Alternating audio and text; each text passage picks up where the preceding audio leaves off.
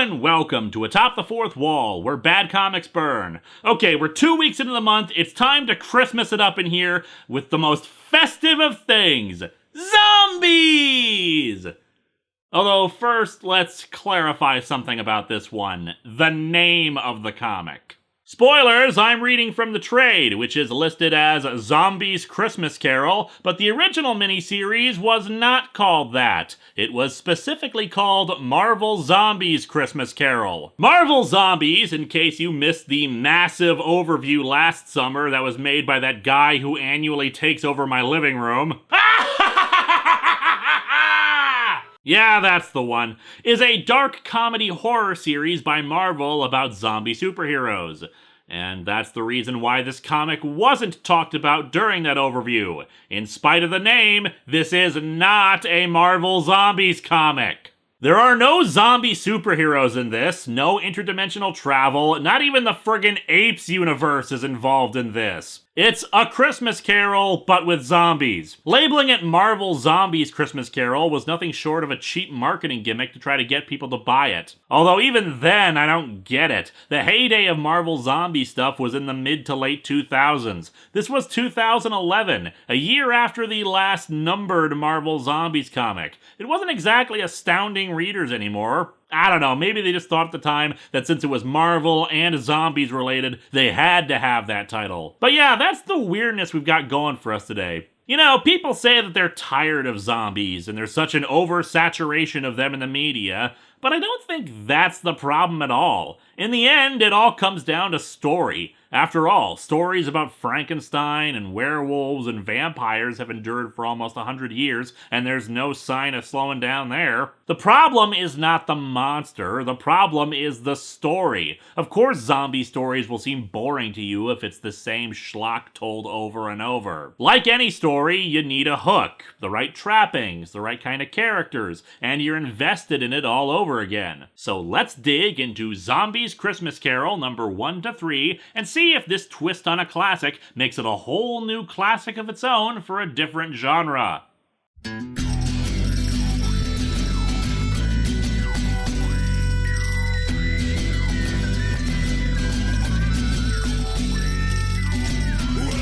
to Atop the Fourth Wall, where bad comics burn. Linkara's gonna teach you all a lesson you won't learn. Brodsky, you're not the smartest. Life out, you're not an artist. Anyone who's had a bad comic published, it could be your turn. Linkara, he's a man punch, wears a birdie hat. Linkara, he has a magic gun. Where'd he purchase that? Linkara, coins, robots, Amazon and trucks. Linkara, this comic sucks. Linkara.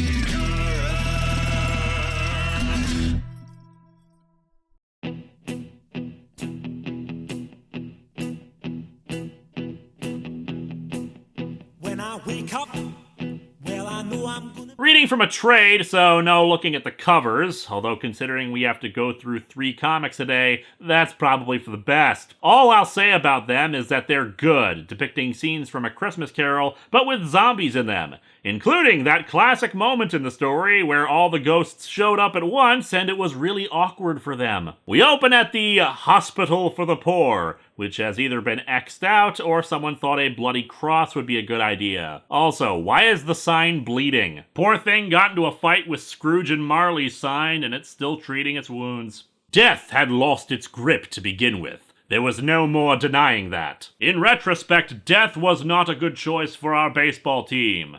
There's no more denying that. Whatever the reason, Death had, for lack of a better explanation, left this world. Well, sort of. He's just filling in for the Hogfather. Don't worry, just give it a day or two and he'll be back. It was a cold, biting winter. The city clocks had just chimed but 3, yet it was already quite dark, indoors and out. The fog came pouring in at every crack and keyhole, so dense that although someone could be standing opposite you, they would appear as a mere phantom. And from that phantom of the fog came a voice. Have you seen a little girl just turned 7? One might have thought nature was brewing something sinister on a large scale. Such a person would be correct. Well, at least they're providing us with all natural zombies, no antibiotics or preservatives. So yeah, a zombie plague has hit this hospital. You know all those prisons and workhouses that Scrooge was inquiring about?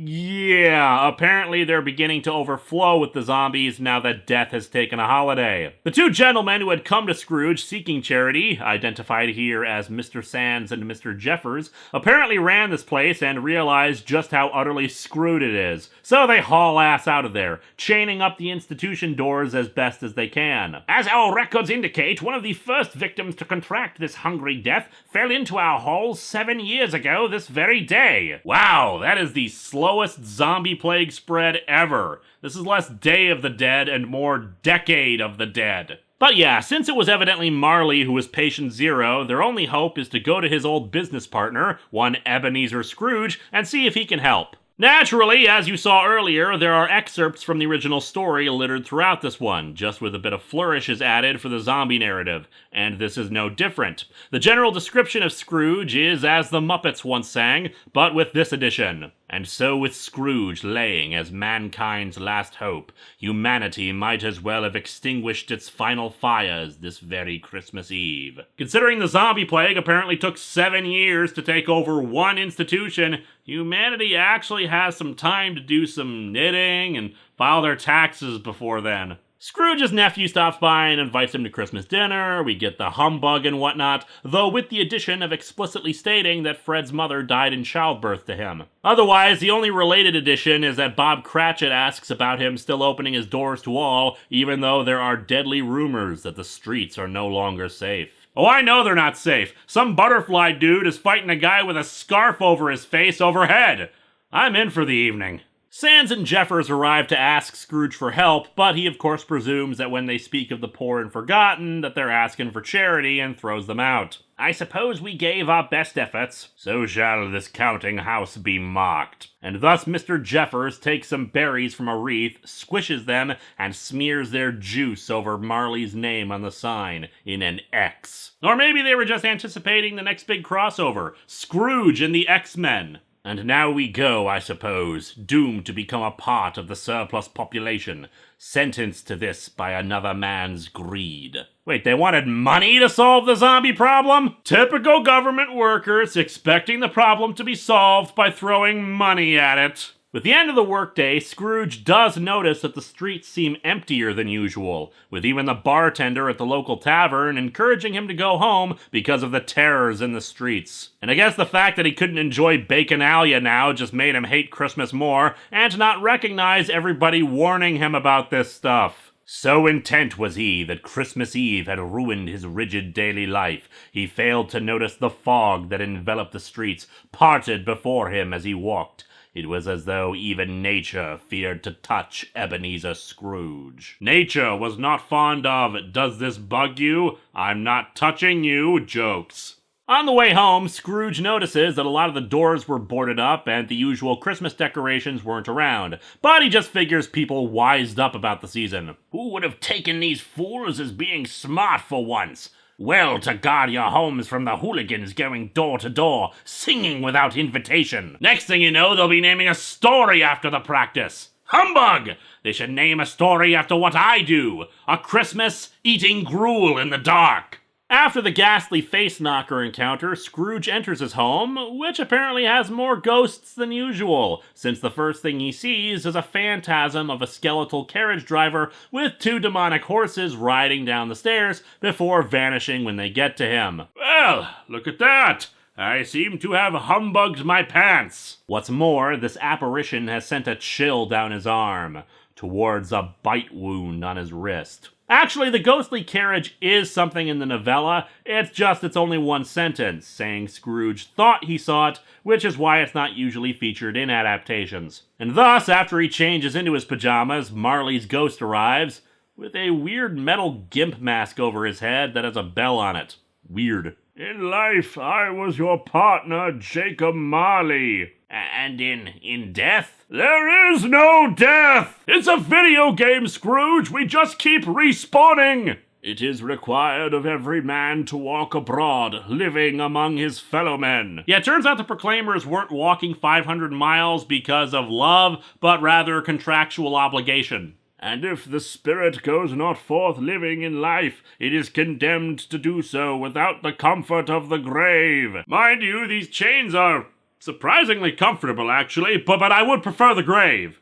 "Doomed to wander, and to spread among those without basic solace and needs." So zombie plagues are just the universe's crappy welfare system? Marley says it's all Scrooge's fault, which he's confused by how he could be responsible for all this when he's tried to stay away from humanity, while Marley was a good man of business. "Mankind should have been my business. Now it is my feast. I've put on so much weight, Ebenezer, but I can't afford a gym membership."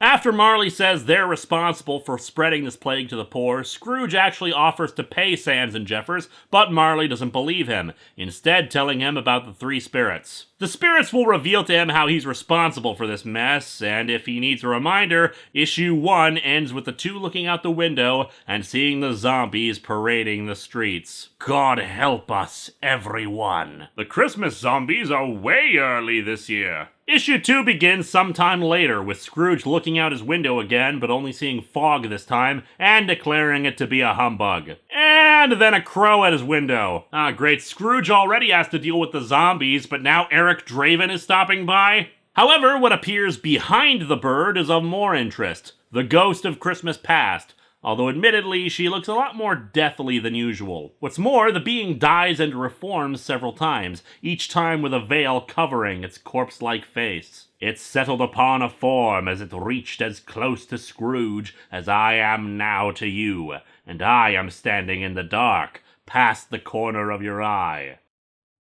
Get the hell out of here before I call the cops! She's also a bit more forceful than the ghost usually is, grabbing Scrooge and insisting he come with her. Also, I think she turns into the crow, but the crow is with her too? What? Anyway, time for a trip down memory lane. They head to the schoolhouse, as in the story, but things switch up a bit. A young Ebenezer Scrooge, who frankly looks more like a young adult with this art, but whatever, is tending to an injured horse. He's desperately trying to treat the animal for fear of what'll happen if he's found out. What is it that made a young boy struggle so to save another life? Well, to be perfectly honest, I was planning on selling the thing. However, the horse bites him on the arm. He bandages the wound, but it soon starts to turn a bizarre green color. What was it? A disease? A daemon? What crossed your mind when you first looked upon that wound? Mostly, man, I could really go for some green jello right about now. The spirit claims that he's lied to himself about that injury ever since. His sister Fran arrives to bring him home, but then spots not only the wound, but the horse,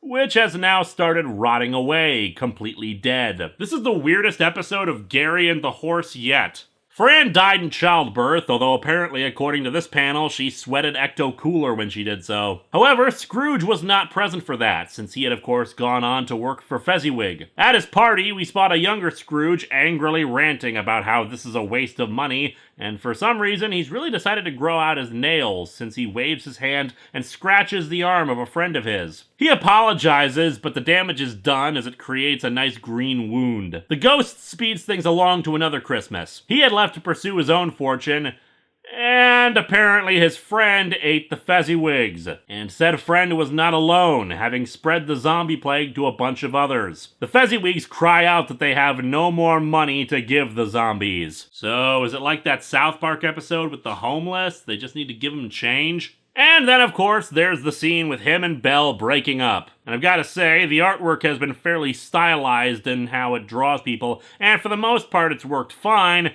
but yeesh, this part. Apparently at some point Scrooge grew into a giraffe-neck dude with a chin that could cut meat. And then there are the eyes. The blackest eyes. The devil's eyes. Belle tells them that she releases him from their marriage, but in this version, he grabs her arm, apparently hard enough to scratch it. Seriously, Scrooge, trim your nails! Or is this not really about Scrooge, but Howard Hughes? And yeah, the scratch instantly infects her arm, and present-day Scrooge is naturally bummed by all of this, but there is, of course, one more visit to make. Now, the next part is supposed to show Belle as she was around the time Marley died, married and with a crap ton of kids. I'm glad most versions seem to omit that scene, since I really don't get the point of it. Sure, happy family life and all that, but that's not really the kind of thing that would turn Scrooge from his ways when you have a dozen friggin' kids. However, in this version, the ghost takes him to the walls of an asylum, where Belle is housed in a room, and her boyfriend stops by with a Christmas present. And most of her face has rotted away. Upon the mention of him passing by Scrooge's business, she rises up and attacks him. "What is this unholy trick? Spirit, surely this is a mistake, a divergence where nature has lost all sense of control." Turns out this isn't the ghost of Christmas past, but rather the ghost of parallel universes. In his anger, Scrooge pulls off the veil on the ghost, revealing an older, half-decayed Belle. "No, you cannot be! My Belle would never become such a creature! Belle wanted to be a vampire, not a zombie!" Issue 2 ends with him putting the cap over the ghost, which unleashes more crows. So crows are winged messengers of heaven, and horses are harbingers of the apocalypse? Issue 3 begins with Scrooge once more in bed, awaiting the next spirit. "Without much difficulty, I don't mind calling on you to believe that he was ready for a good broad field of strange appearances, and that nothing between a baby and a rhinoceros would have astonished him much." And we see a ghost baby and rhinoceros. "I am the ghost of Baby New Year." "And I am the ghost of rhinoceros poaching." Yeah, nobody really calls on us this time of year. You mind if we hang out here? Now, being prepared for almost anything, he was not by any means prepared for nothing. And nothing had been his silent companion for some time now. When he finally evicted Nothing for not paying his rent, Nothing went on to attack Fantasia. And then the ghost of Christmas Present appears, big and huge and surrounded by food. "You have never seen the like of me before." "Well, no, but actually I'm in shock because you're sitting on my cat." The ghost, of course, mentions his 1800 brothers. "Year after year it was such, until you, Ebenezer Scrooge. Now I am quite possibly the last of my kind to walk this earth, save one brother yet to come. And you're welcome to the little brat, frankly. Keep stealing my food." He invites Scrooge to touch his robe like normal, but instead the visions of food and merriment melt away into a dark street. Scrooge takes this to mean that he has convinced his fellow men that Christmas is a humbug. "Will your eyes never see beyond that crooked nose?" "Well, actually, no. My giant nose has been kind of a problem for me all my life. Really can't see much past it." We see a group trying to flee into a church, but the Reverend warns them that it's full and there is no refuge. "This is no Christmas, nor is this a moment of pride. This ain't no disco. This ain't no fooling around." "What's disco?" "Well, thanks to you, nobody will ever know." A massive swarm of zombies descend upon the poor people. "This is horror! And this, Ebenezer Scrooge, is no humbug. Admittedly, maggots will be involved, so there will be some bug in this, but still." From here, we see Bob Cratchit searching the streets for his son before Scrooge and the ghost are teleported to Cratchit's house. The family is setting the table for dinner, commenting that Martha won't be coming this year, seeing as she has been struck by the hunger plague and now resides at a hospital. They spot something coming and the family gathers, hoping it's Bob. "Bob? God bless me, have you Tiny Tim?" "God bless us, everyone." "Tim, we've gone over this. It's okay to not bless the zombies." Holy crap, bad enough that we've got the zombies, but apparently the moon is about to crash into the earth. The family clears off the table to lay Tim on it and get some clean rags, Bob explaining how he found the boy. "He was near the church. That's where I found his crutch. I heard him then, his little voice singing. He was trying to lull these creatures with a choir song." Good try, Tim, but if the zombies wanted to hear Christmas songs, I know how they'd listen to them. KZMB, all zombie radio. Scrooge asks the ghost if Tiny Tim will live. "I see a vacant house, save one lone figure at the table, broken as the crutch that lies before him. After you die, Cratchit inherits your business, gets rich, and they can afford proper health care and a better house." The lone figure is the real estate agent. Bob Cratchit will die. And Tiny Tim can never die. And yes, we see the silhouetted figure of zombie Tiny Tim with a lightning flash for emphasis. Gotta love that imagery, especially as we see the ghost, in foretelling these events, become partially zombified himself. From there, the ghost takes him on a little tour of the world. Zombies marching through Stonehenge, the Walking Dead at coal mines and on boats. On the plus side to all this, Christmas shopping should be easier this year. They settle upon a house unfamiliar to Scrooge, with its lights shining brightly and attracting the zombies. One in particular approaches the house, whispering for help, and when the door opens, a light shines out and seems to cure the zombie. It's, of course, the home of Fred, who now is dressed like the 8th Doctor. No wonder the dude keeps so merry at Christmas time. It is a fair, even-handed, and noble adjustment of things, that while there is infection and disease and sorrow, there is nothing in the world so irresistibly contagious and healing as laughter and good humor. So the cure for zombies is stand-up comedy? Perhaps his offer of warmth and merriment on this night was extended to all who need such nurturing in their souls. But how, Spirit? If I am to witness these events and have hope of changing them, I must understand the exact means by which this change can occur. The light of your sister is in him. When you've got zombieism, 9 out of 10 doctors recommend Sister's Light, the new medication that removes any symptoms of the hungry dead. Warning, side effects include light emanating from your extremities and increased urination. From there, the two end up on a hill, the sky red in the distance. Scrooge says that his sister was the most precious of all, and there shall never be another like her, but the ghost warns him that if that's the case, they're all doomed. The ghost unveils ignorance and want, as usual, with the ghost also telling him that they are the surplus population, searching for that which we possess, and those that do can't seem to part. Newspaper subscriptions! Scrooge wonders if this burden has to fall solely on his own shoulders. Ebenezer Scrooge, this began with you, and on your shoulders it must end. You will decide if all men shall live, or all men shall die. I want to decide who lives and who dies. Oh, I don't know. As I die now! And ignorance and want are devouring the guy. Ignorance? Is it just me, or does this guy not have a lot of meat on him? I know what you mean, Want. Seems to be more fat on him than anything else. Ugh, that bit tasted like grape jelly and mustard. And so the third issue ends with Scrooge fleeing that site as the fog rolls up again, heralding the arrival of the final spirit. Here was not a thing in which to seek comfort. The ghost had brought him a Snuggie. I'm actually going to reserve judgment on this until next time, so come back next week for the final 2 issues. God save us, everyone.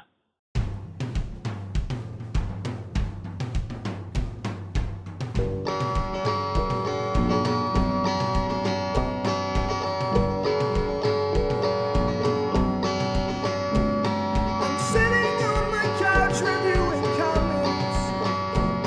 The worst words that you will ever see.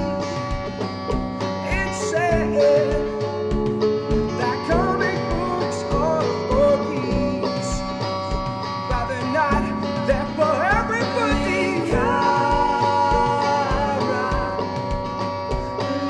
Linkara.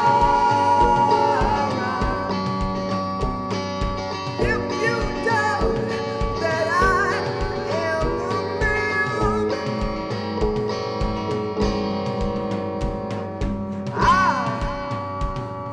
am a man.